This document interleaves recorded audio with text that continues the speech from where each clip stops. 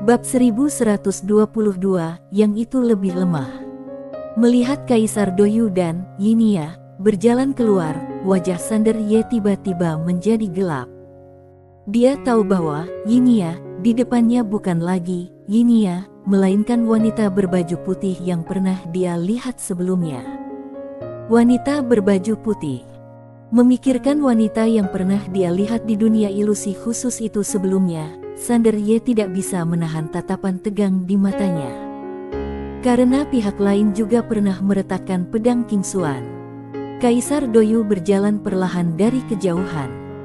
Dibandingkan dengan perasaan mengesankan dan menindas dari pria berarmor berat, dia terlihat sangat rendah hati. Setelah Kaisar Doyu keluar, matanya langsung tertuju pada ketua Jennifer, dan mata ketua Jennifer selalu tertuju pada Yinia. Diabaikan. Kaisar Doyu mengerutkan kening, dan matanya perlahan menjadi suram.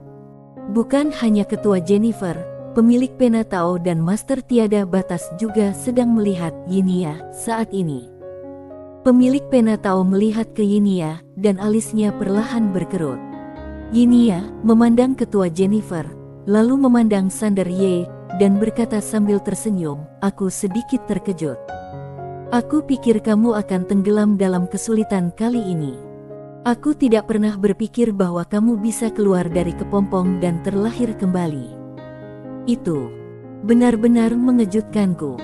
Sander Ye menatap wanita di depannya dan berkata, "Haruskah aku memanggilmu ketua aula pertama?" Yinia mengangguk dan tersenyum, "Boleh." Sander Ye menatap Yinia, matanya perlahan menjadi dingin. Di mana dia? Yinia secara alami tahu siapa yang dibicarakan Sander Ye, dan dia berkata dengan tenang, "Apakah ini penting?" Sander Ye menatap Yinia, "Kalau kamu menyakitinya, aku pasti akan membuatmu menyesal." Yinia memandang Sander Ye tanpa menunjukkan tanda-tanda kelemahan, lalu kenapa tidak mencobanya? Sander Ye hendak mengambil tindakan. Saat ini, ketua Jennifer tiba-tiba berkata, "Kamu memukul yang di sebelahmu, yang itu lebih lemah." Setiap orang. Haha. Kaisar Doyu tiba-tiba tertawa terbahak-bahak, tertawa sangat gila. Setelah tertawa sejenak, dia menatap ketua Jennifer, "Apakah aku lebih lemah?" Ketua Jennifer meliriknya, "Sangat lemah." Mata Kaisar Doyu berangsur-angsur menjadi dingin. Tiba-tiba, matanya berbalik tertuju pada Sander Ye, "Kalau begitu tolong beri aku pencerahan."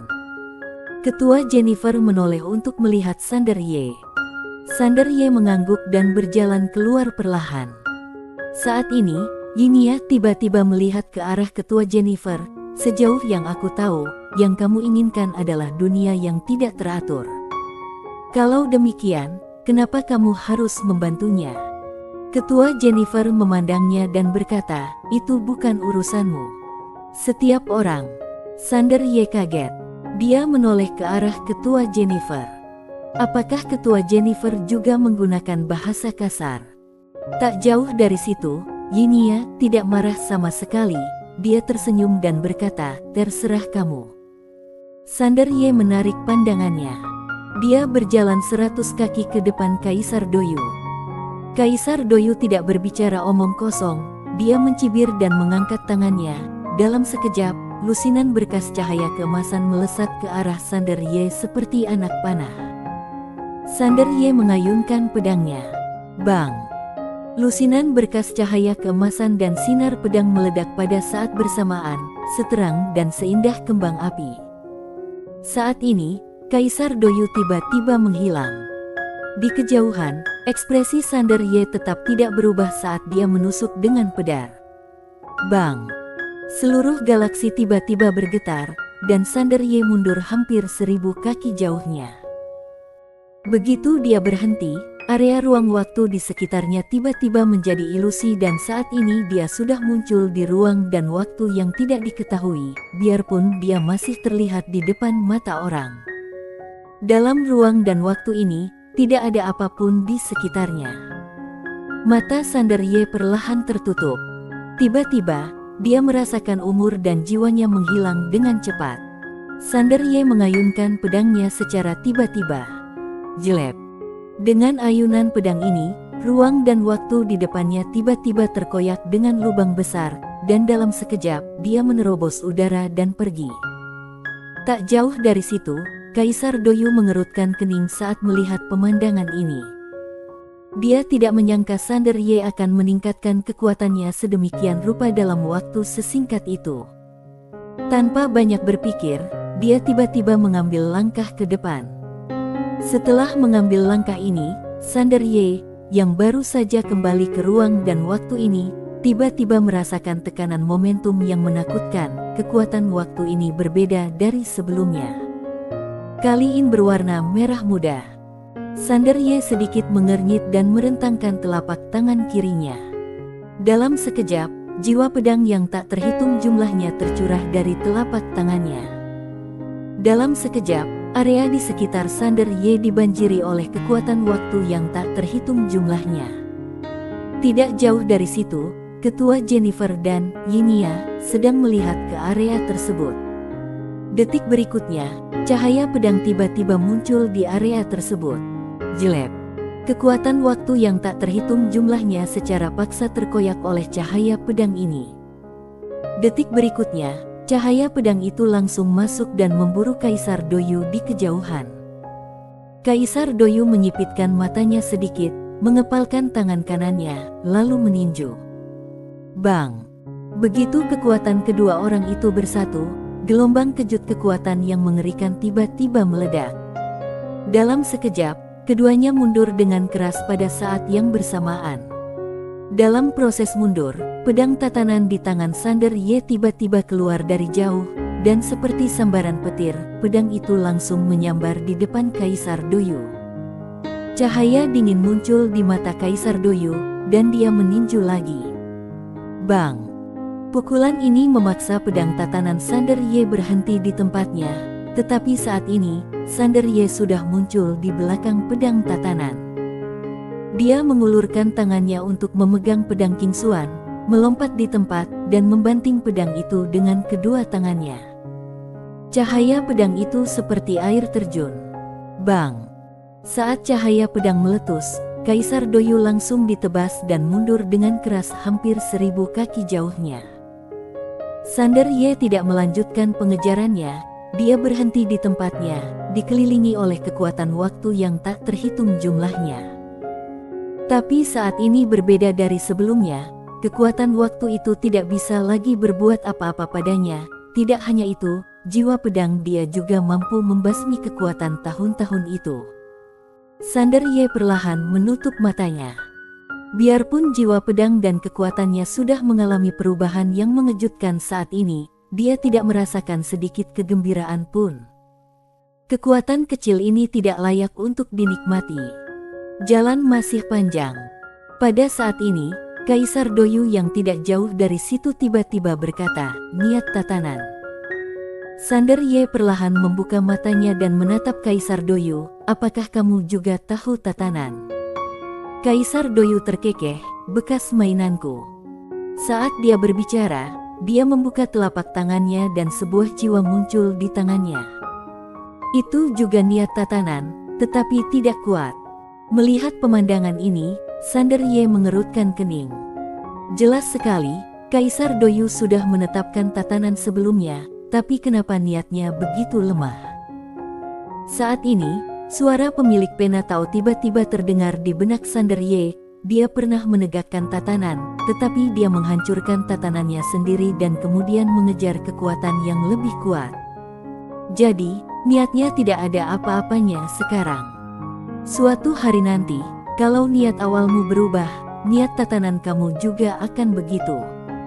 Niat tatanan berbeda dari niat lainnya. Dia bisa menjadi lebih kuat tanpa batas atas, tetapi kalau tatanan kamu rusak, dia juga akan menjadi lebih lemah.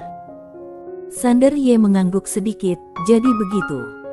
Pada saat ini, Kaisar Doyu, yang berada tidak jauh dari situ, tiba-tiba berkata, "Apa yang disebut tatanan di alam semesta yang luas ini hanyalah cara yang relatif rendah untuk mendapatkan kekuatan.